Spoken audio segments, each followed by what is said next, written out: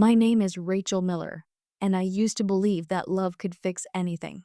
I believed that if you gave someone your trust, your loyalty, and your heart, they'd guard it like it was their own. But I was wrong. Painfully, humiliatingly wrong. I met Ethan 5 years ago at a friend's engagement party. He was charming, the kind of man who could make a whole room laugh just by walking in. He had this crooked smile that felt like sunshine after rain. When he looked at me, I felt like I was finally being seen, really seen, for the first time in my life. I was 28, working as an assistant event planner, living paycheck to paycheck in a small apartment in Chicago. Ethan, on the other hand, was a confident, well-dressed marketing executive. Everything about him screamed stability and success. He swept me off my feet, dinners at rooftop restaurants, late-night drives along Lake Michigan, and long talks about our future. Within a year, we were married. Everyone said we were the perfect couple. My mom cried tears of joy on our wedding day, saying she'd never seen me so happy. And honestly, neither had I. At least, not then. The first cracks in our marriage appeared about 2 years in. Ethan started coming home late. At first, it was work meetings, then client dinners, then last-minute deadlines. I didn't question him, not because I didn't notice, but because I didn't want to believe what my heart was whispering. He always had an excuse, and I always believed it. That's what love does to you. It blinds you in the name of trust. One night, I remember waiting up for him until 2 a.m. The dinner I'd cooked was cold. My phone had no missed calls, no texts.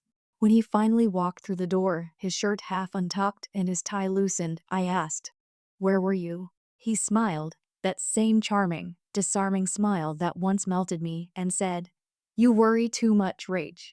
I told you, the client meeting ran late." I nodded, forcing a smile. But something in my gut twisted. Then came the scent. A faint, sweet perfume I didn't wear. I told myself it was nothing, that I was being paranoid, that this was marriage. People worked late, people got tired, people changed. But in my heart, I knew something was off. Over the next few months, he grew distant. He stopped calling me during the day. He'd scroll through his phone constantly, his face lighting up in ways it didn't when he looked at me. I started shrinking in my own home, quieter, smaller, invisible. One Saturday morning, as I was folding laundry, his phone buzzed on the coffee table. He was in the shower. Normally, I never checked his phone. I respected his privacy. But something about the way he'd been guarding it lately made my hands tremble. I hesitated for a moment. Then, before I could stop myself, I picked it up. The message was from a contact saved as D. D. Last night was amazing. I can still taste you. My heart stopped. I felt dizzy, nauseous, like the floor had vanished beneath me. My husband, the man I'd built my whole world around, was cheating on me. I dropped the phone as if it had burned me. My chest felt tight. I couldn't breathe. When Ethan came out of the shower, towel wrapped around his waist, he saw my face and froze. "What's wrong?" he asked, his tone cautious. I stared at him, tears streaming down my face. "Who's D?" For a second, he looked caught then, just like that, his mask slipped back on. "It's not what you think." "Then tell me what it is," I whispered. He sighed, rubbing the back of his neck. "It's complicated. She's a client." Things got blurred. "I messed up, okay? But it meant nothing." "Nothing?" I choked. "You slept with her." He didn't deny it. That silence was the loudest thing I'd ever heard. I packed a bag that night. I didn't scream. I didn't break things. I didn't even cry anymore. I just felt empty. Like the Rachel he married had died, and something colder had taken her place. He tried calling me, texting me, begging me to talk. But I ignored him. For 3 weeks, I stayed at my sister's house, trying to piece myself back together. Then, one evening, Ethan showed up unannounced. He stood on my sister's doorstep, holding flowers, lilies my favorite. His eyes looked tired, remorseful, desperate. "Please, Rachel," he said softly. "I made a mistake. A horrible mistake. I love you. I'll do anything to make it right." I should have slammed the door. But I didn't. Because despite everything, a part of me still loved him. And maybe a darker part of me wanted something else, something colder, sharper. Revenge. I let him back into my life, pretending to forgive him. I smiled again, cooked his favorite meals, even laughed at his jokes. He thought I was healing. He thought I was moving on. But I wasn't. I was planning. He had played with my heart, shattered my trust, and treated my love like it was disposable. So I decided to play a game of my own, one he'd never see coming. And it started the night I found out who Dee really was. Her name wasn't Dee. It was Dana Collins, his new assistant, 24, fresh out of college. Sweet, knave. She didn't know he was married, but she would. And when she found out, I'd make sure both of them learned what happens when you play with the wrong woman. Because I wasn't just going to break Ethan's heart, I was going to destroy his entire world. When I told myself I would play a game, I didn't mean childish pranks. I meant a calculated, slow-burning plan that would expose every lie, every secret, every small comfort Ethan had built around himself. I wanted him to feel the same raw, naked panic I'd felt when I saw that text. Not just shame, annihilation. First, I needed information. I started small. I watched him. Not in a creepy, stalkerish way, at least not at first, but like someone observing an animal to understand how it moves. I paid attention to his routines, the way he left the house at 7:30 a.m. with a coffee in hand, the brand of suit he preferred when he was lying about client dinners, the easy smile he reserved for certain texts. I learned his patterns, and in those patterns grew my plan. Then I learned about Dana. Ethan had been careless. He'd left his work calendar synced to our home computer, a stupid, traceable thing he never bothered to lock. One afternoon while he was out, I opened it. There she was. Dana Collins. Lunch with Dee on a Friday, presentation prep on Tuesday, dinner, client on Thursday. There were even entries that said late followed by times I'd never seen him come home. Each one was like another brick pulled from the small house of lies he'd built for himself. I could have confronted him then. I could have shown him I knew. But I wanted more than confession. I wanted justice. So I started playing two roles. The grieving wife at home, and a quiet, determined fox in the background. I created a fake social profile, not malicious, just a blank slate with a friendly face, and started following Ethan's colleagues and clients. It didn't take long for Dana to pop up. She was on LinkedIn, bright smile, glowing recommendation from Ethan himself. Her bio said assistant, creative solutions agency. No mention of relationships. No mention of anything. She looked like the stereotypical eager young woman who'd just landed a job and never expected to be anyone's secret. I messaged her. I kept it casual. Hi Dana, congratulations on the new role. I used to work in events, small world. If you ever want tips about surviving corporate chaos, happy to chat. It was innocuous enough that she replied. Her message back was breathless, grateful. Oh my God, thank you. I'm still settling in. Ethan has been amazing, so helpful. She used a string of emojis. I felt my jaw tighten. We met for coffee 2 days later in a small cafe downtown. I went in pretending to be a retired colleague offering advice. She came in trusting, earnest, unaware. She was 24, all bright eyes and nervous energy, wearing cheap perfume that smelled like cotton candy. Up close, she was smaller than I expected, like a paper doll in a world of sharp corners. She thanked me for the advice and then, almost shyly, asked about Ethan. Is he difficult? She asked, stirring her latte. I smiled, a practiced, tender smile. He can be intense, but he's hardworking. Don't let the late nights fool you. He cares about his team. Her face softened. He's told me. He likes to help. He's been mentoring me a lot. I wish I'd met him sooner. The ache in my chest deepened, but I pushed it down. I asked questions about her family, where she grew up, what her dreams were. I learned that she was from a small town, that she'd moved to Chicago to build a career, that she believed in loyalty the way I once had. I felt a strange flutter of sympathy for her. That sympathy didn't make me weaker. It made me smarter. After that meeting, I started weaving a web. I became her friend. Not the phony kind you see in movies, the kind who shows up. I texted her for coffee. I sent her articles about resume tips. I complimented her LinkedIn posts. Slowly, she began to confide in me. She sent me photos of Ethan's office decorations, A group selfie from a company retreat. A selfie with Ethan, his arm around her shoulders, his face relaxed and real. In the photos, she looked like she belonged there in a way I hadn't in years. "What does he say about me?" she asked once, almost wistful. "He thinks I can go far. He says I remind him of someone he knew." I swallowed. "That's nice, Dana. It's good to be around people who believe in you." She trusted me.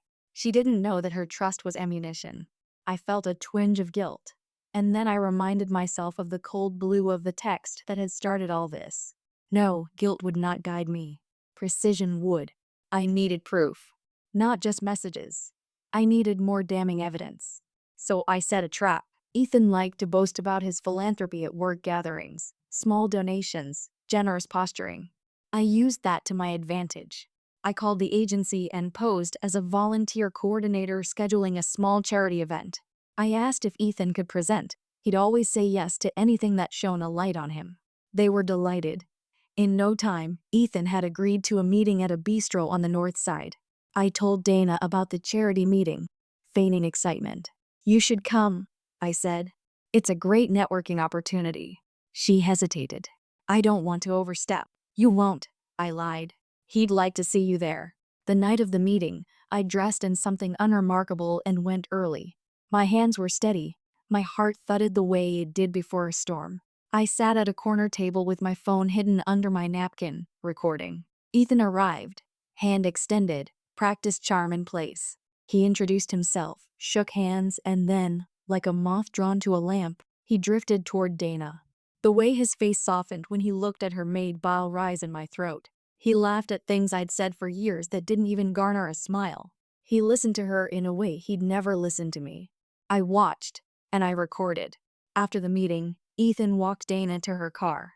I followed at a distance, pretending not to but staying close enough to catch the conversation. I couldn't hear everything. The night air swallowed most of it. But then I heard his voice, low, intimate. "Don't worry," he said. "We'll keep this between us. You're safe with me." Her reply was muffled, a soft, delighted sound. It made my skin crawl. When they parted, I had what I needed. A voice note, timestamps, pictures of them together, the way their bodies leaned like confession. It wasn't just a one-line text anymore. It was a pattern, repeated and undeniable.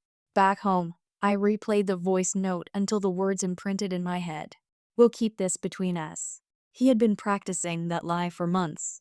I could confront him now. I could play the hurt wife and break.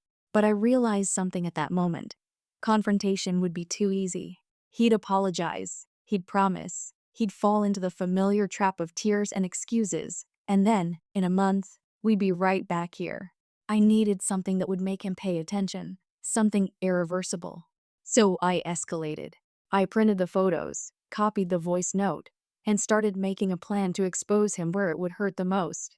Not just his ego, his reputation, his career, his closest relationships. I wanted him to watch the world he'd curated collapse like a house of cards. But there was a problem. Dana had no idea. She was still beautiful in her innocence. She believed Ethan's lies the way I once had. I couldn't bring myself to destroy every life he touched without first making sure she understood who she was involved with. That's when I decided to tell her the truth, but not in the way you'd expect. I would reveal Ethan to Dana gently, like ripping a bandage, quick, sharp, impossible to ignore. I sent her a message. "Can we meet? I need to tell you something about Ethan."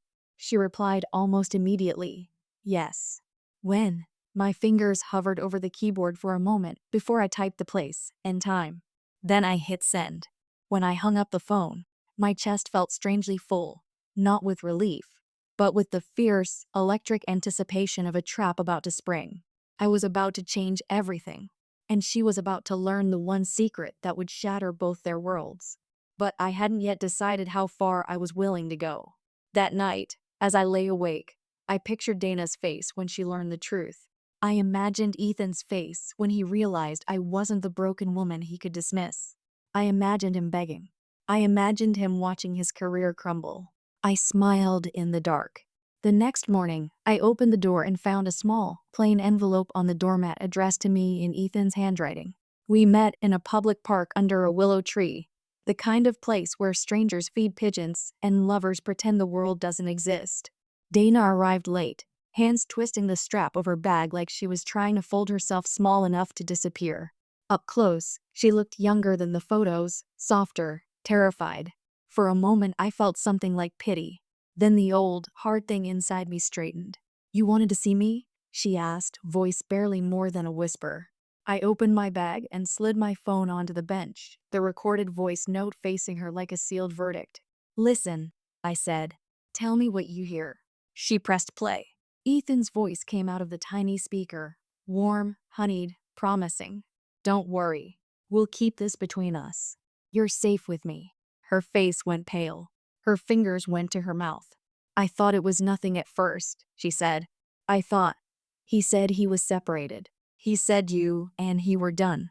He said you were distant, that you didn't want to be with him anymore." I believed him. "You believed him?" The words were a rope that cut me. "He told you I was done with him?" She nodded, tears starting to fall. "He said he told you that you agreed." I honestly thought, Rachel, I didn't know. There was a long, ugly silence. The world around us, joggers, dogs, the distant laughter of children, kept going as if none of it mattered. I felt the breath leave my body and come back ragged. "You didn't know," I repeated, tasting the shape of betrayal. "He told you lies. He told both of us stories that fit his perfect little life." Dana's hands trembled. "I'm so sorry. I never wanted to. I didn't want to hurt you." "You did," I said, more quietly than I expected. "You hurt me by loving him while he lied." She flinched like I'd slapped her. "I'll go. I'll tell him it's over. I'll—" She broke off, her words collapsing. "You're not going to run," I said. "Not yet." Her eyes searched mine for a reason to believe me, for some proof that I wasn't just a woman trying to ruin her life. I felt a twist in my chest, the faint, impossible ache that sometimes comes with being the orchestrator of someone's collapse. But I pushed it down. I had a mission. "I have evidence," I told her. "Photos, voice notes, calendar entries. He's been lying to you, to me, to everyone. And it's not just about sex or romance. He's been planning something else." She looked at me like I'd said his name was a lie. "What do you mean?" I handed her the envelope I'd found on my doormat that morning, the one with Ethan's handwriting. Inside was a printout from our bank, a transfer history. My mouth went dry as she read. The numbers stung like acid. "He's been moving money," I said. "Small transfers at first, then bigger ones. See this? That's an account with initials D.C., the same initials as your name. He set up an account that doesn't show in our joint statements. He's been siphoning off funds for months." Dana looked up with a hand over her mouth. "I didn't know. He never told me. He told you whatever served him." I forced my voice calm.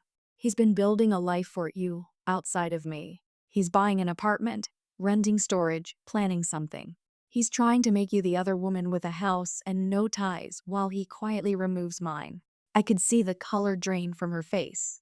Her fingers curled in a fist. I swear to you, Rachel, I didn't know about the money. I thought he was saving up for us. He showed me pictures of a place. He said he'd make a clean break. He makes a lot of promises," I said, "but he protects his assets first. That's the real betrayal." We sat in the quiet for a long time. A gust of wind rattled the leaves. My phone buzzed with a calendar alert. Board meeting, 10 a.m., presentation. Ethan's calendar. The ordinary reminder felt obscene. "What are you going to do?" Dana asked, finally, voice raw. I looked at her.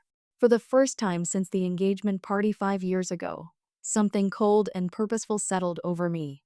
"We're going to expose him," I said. "But not just to shame him. He's going after everything. My money, my home, my future. He needs to lose more than my trust." She nodded slowly. There was fear in her eyes, but also the kind of terrified resolve that comes when a person realizes they're part of something bigger than their own shame. "I'll help," she whispered. "I'll show you messages. I can get more proof. He texts me all the time, plans, dates, even photos. I can forward them." "Good," I said. "But there's something else." I told her about the photos I'd taken at the charity meeting, about the way they'd walked arm in arm, about his laugh when he thought I wasn't watching. I told her about the voice note and the calendar sync. I told her I had plans to leak this to his company, to friends, to anyone who would listen. You can't just ruin his career, she said, a note of panic surfacing. He has people who will come after me. I could lose my job. Then you'll lose it on your own terms, I said. Better the truth than being part of a lie. She swallowed. Is that what you want? To hurt him? It's what I need, I said. He's not content with hurting me emotionally. He's taking my life apart piece by piece. He planned to make me look unstable so he could get away clean. I want him to feel the collapse. She hesitated, then reached into her bag and pulled out her phone. Here, she said, handing it to me. Everything. Messages, photos, even a draft lease. I kept it because I didn't know what to do. My hands shook as I scrolled. There were messages that made my skin crawl, flirty, possessive, calculating. There were photos of a small studio with soft lighting. There were screenshots of wire transfer confirmations to that same DC account. One message stood out like a knife. Ethan, she'll sign the papers next month. Keep things quiet. Once she's out, we'll make it official. My vision tunneled. Papers sign. Next month. He'd planned to have her, then have me legally removed, and then make it official. He'd been writing the end of my life in his quiet handwriting for months. I felt something hot and dangerous rise in me, not the weeping emptiness of those first nights, but the sharp, bright clarity of someone who knows how to dismantle a machine. We'll hit him where it hurts, I said. We'll give his company the evidence, publish the messages, and we'll make sure the bank investigates those transfers. We'll make sure Dana's name is cleared by the time he tries to walk away. She nodded. And if he fights back, then he'll show his true self, I said. And the truth will be louder. We planned, whispering like conspirators. We set times, called messages, and decided to start slow. An anonymous tip to HR. A printed packet of evidence slipped onto the CEO's desk. A discreet call to the bank with transaction numbers. It felt satisfying, poisonous in the way that right felt when wrong had been done to you. Just as we were about to leave, my phone buzzed again. This time, it was a notification from my bank app. I thought it might be another transfer they'd missed. My thumb hovered over the screen. Dana watched me, eyes wide. What is it? I opened the app, and my stomach dropped into my shoes. Everything was gone. The joint account balance, 0. The savings I'd slotted for our future, for the wedding party we'd never rehosted, for the renovation I'd been dying to finish, emptied out overnight. There was a pending transfer notification with Ethan's name next to it, routed to an account I didn't recognize. My knees went weak. I glanced at Dana, who was staring as if she'd seen a ghost. He's done it, she whispered. He did it already. My hands closed around the bench as if it were the only thing anchoring me. I wanted to scream, to run until my lungs burned. Instead, I breathed in, slow, counting. Anger, hot and focused, replaced the panic. He's not only betraying me, I said, voice low and steady. He's trying to erase me. A siren wailed in the distance. Ducks quacked. Somewhere a child laughed. I looked at Dana and made a choice. We expose him tonight, I said, before he can disappear with what's left. She nodded, tears streaking down her face, determination hardening her features. We stood and walked away from the willow tree together, two women who'd been played and now intended to play back. As we reached the edge of the park, my phone buzzed again, an unknown number. I answered before I thought about what it could mean. Rachel Miller? A calm, unfamiliar voice said. This is Detective Harris from the Federal Fraud Unit. We need to talk about a financial transfer connected to your account. The moment the detective said, Federal Fraud Unit, my heart stopped. My voice came out thin, barely steady. Fraud? I don't understand. MRS. Miller. The man continued, calm and professional. We flagged multiple irregular transfers from your joint account to several shell accounts under your name. We need to verify if you authorized them. Under my name? My throat tightened. I didn't authorize anything, I said. Those transfers weren't mine. There was a pause, then the detective's tone sharpened. That's what we need to establish. Could you come to our downtown office this afternoon? It's important.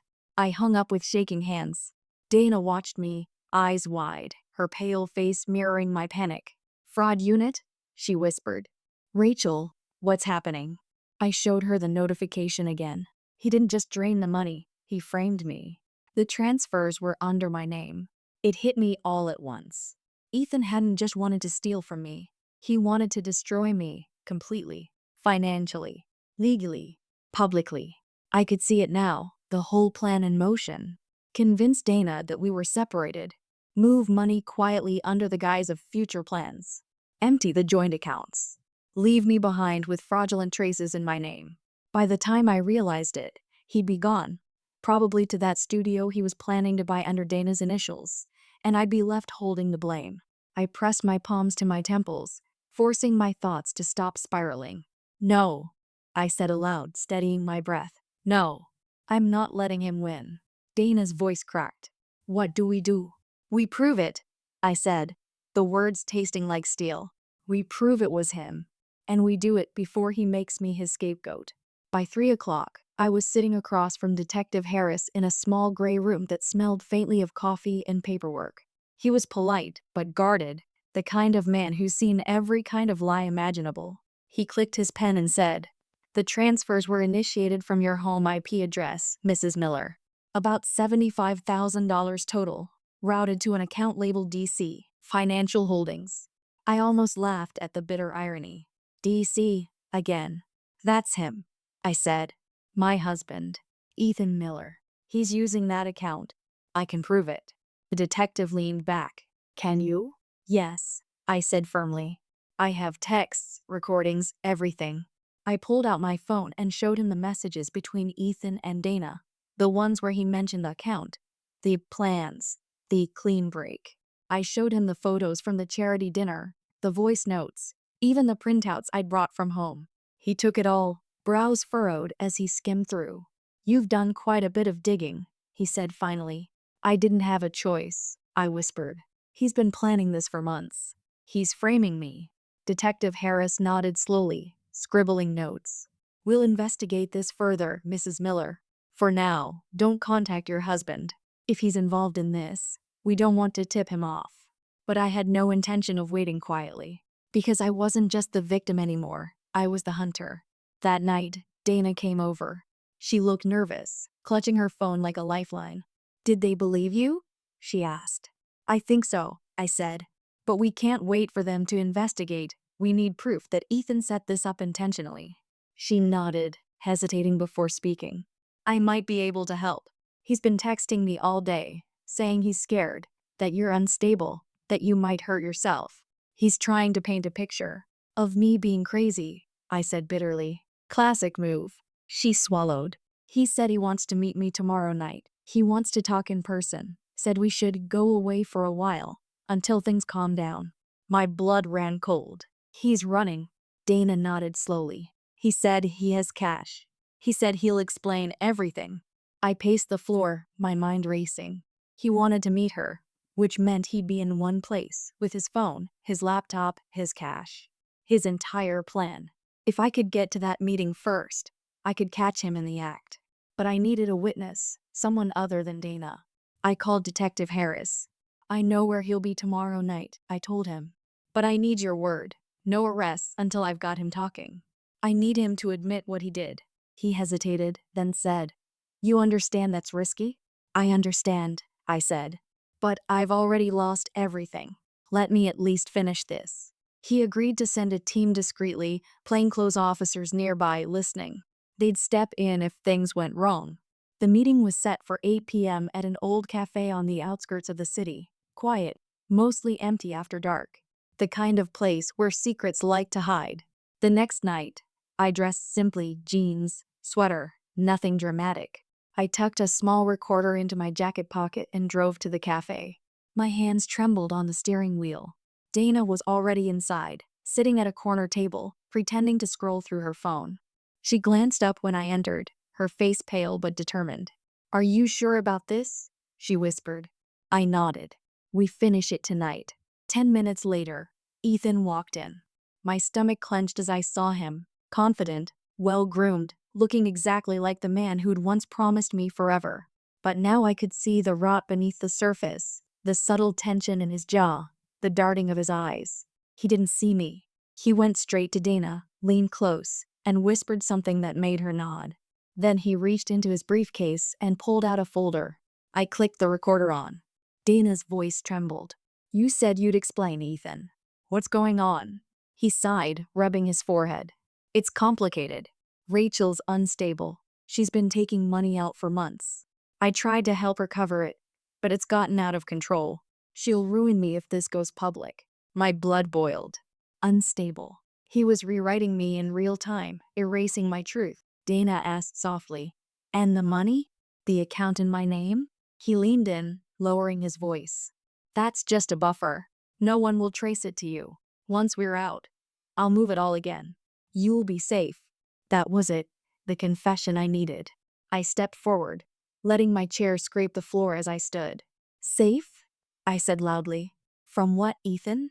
"From the wife you tried to bankrupt." He froze. For a second, pure panic flickered across his face, then it vanished, replaced by cold fury. "Rachel," he said smoothly, "you shouldn't be here. I should be everywhere you thought I'd never show up." I snapped. "You stole from me. You framed me. You lied to both of us." He chuckled, a brittle, cruel sound. "You think anyone will believe you? You've been stalking my assistant, recording things, obsessing. You sound insane." But then the door opened. Two men in plain clothes stepped in quietly and flashed badges. Detective Harris nodded once at me. Ethan went still. "What is this?" "M.R. Miller," the detective said calmly. "We need to talk about the funds transferred from your account to DC Financial Holdings." Ethan tried to speak, but Harris held up a hand. "We have everything we need, including a recording of your little confession." Ethan turned to me, fury burning in his eyes. "You think this is over?" he hissed. "You think you've won?" I smiled, a sharp, cold smile that tasted like freedom. "No, Ethan, I didn't win. You lost." As they let him out, his composure cracked for the first time. He looked back at me, the charming mask finally gone, replaced by raw panic. Dana sat trembling, tears spilling silently down her cheeks. I reached for her hand. "It's over," I whispered. "You're free now." But as the door closed behind Ethan and the sirens began to wail outside, a thought crept into my mind, quiet, insistent, and terrifying. What if it wasn't over because I knew Ethan? And the look he gave me wasn't fear. It was a promise. A promise that he wasn't done with me yet. The days that followed Ethan's arrest felt unreal, like walking through the ashes of a fire that had burned too clean. He was charged with fraud, embezzlement, and identity theft, and while the evidence we'd gathered held strong, I couldn't shake the unease curling in my chest. Ethan had always been manipulative, but he was also clever, dangerously clever, and men like him didn't go down quietly. Dana stayed with her parents out of town for a while. I stayed in the apartment, trying to reclaim what was left of my life. For the first time in months, this silence didn't ache. I made coffee in peace, read in the evenings, slept without waking to a half-empty bed. Still, the quiet brought its own ghosts. At night, I'd wake to phantom vibrations, texts that weren't there, footsteps in the hallway that existed only in memory. I told myself I was safe, but when you've lived with someone who wore masks for a living, safety feels like a rumor you can't quite believe. Then, one morning, I got a letter. No return address. Just my name and Ethan's familiar handwriting. My heart skipped a beat. Against every instinct, I opened it. "Rachel, you think you've won, but you never understood me.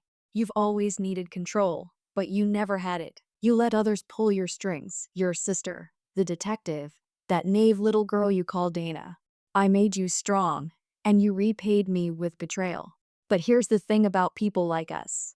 We don't break, we adapt. The story isn't over. Not yet. See you soon. E." My hands trembled as I read it. There was no signature, no address, but the tone, it was him. I called Detective Harris immediately. He assured me Ethan was still in custody, awaiting trial. "He couldn't have written that," the detective said, "unless someone delivered it for him." That thought chilled me even more. Ethan still had allies, people who believed his charm, people he'd manipulated long before me. Weeks passed, and slowly, things began to shift. The company Ethan worked for released a statement confirming the internal investigation. His accounts were frozen, assets seized. The press picked up bits of the scandal. Corporate executive caught in fraud scheme, though my name was carefully omitted at my request. Dana testified, brave but shaken. Her voice wavered when she described how Ethan had lied to her, but she didn't break. When she looked at me across the courtroom, there was understanding. Two women bound by the same scar. Ethan sat there in a gray suit, clean-shaven, calm. He looked at me once, that same confident, disarming smile that had once melted me. Only now, it made my stomach turn. When the verdict came, guilty on all charges, I thought I'd feel triumphant. But instead, I just felt tired. It wasn't joy. It wasn't even relief. It was survival. After the trial, Dana approached me outside the courthouse. The air was sharp with winter. "So, this is it?" she asked softly. I nodded. "This part, yes. You think he'll try something again?"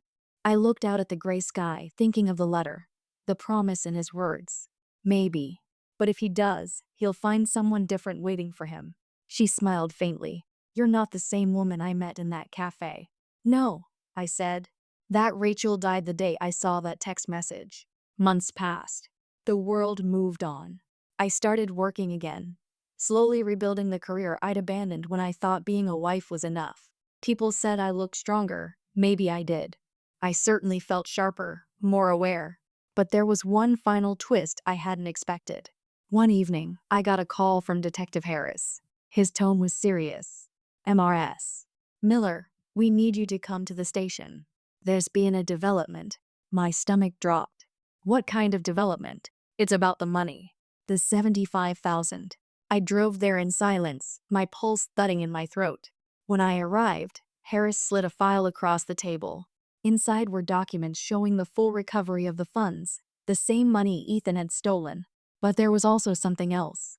A separate deposit, made anonymously, directly into my account 2 days before his sentencing. "Someone returned it," Harris said. "But we can't trace the sender. It came from an encrypted offshore account." I stared at the file. "You think it was Ethan?" "We can't confirm," he said. "But he had access to multiple accounts before they were frozen. Maybe this was his way of settling things." Settling things. I left the station with that phrase echoing in my head. That night, I sat alone in my living room, staring at the city lights. I should have closed that chapter right there. I should have let it end.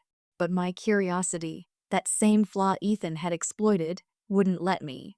So I went to my laptop and logged into the bank portal. The transfer reference line caught my eye. It wasn't random. It read, "For the game you played well." I froze. There was only one person who could have written that. My heart pounded. He was in prison, and yet, somehow, he'd found a way to send one last message. A taunt, a warning, or maybe an acknowledgement. He had played with my heart, and I had played him back, better than he ever expected. But what if, deep down, he respected that? What if, in his twisted way, this was his final move, returning what he took, as if to say, "You won this round, Rachel." But the game never really ends. I didn't know what to feel: fear, relief, or victory. Maybe all three. I stared at the screen until my reflection blurred with the glow of the monitor. Then I closed the laptop, turned off the lights, and whispered to the darkness, "Let it end here." But somewhere in the shadows of my mind, I could still hear his voice, smooth, confident, dangerous. "You can't play a game like that and walk away untouched." And maybe he was right.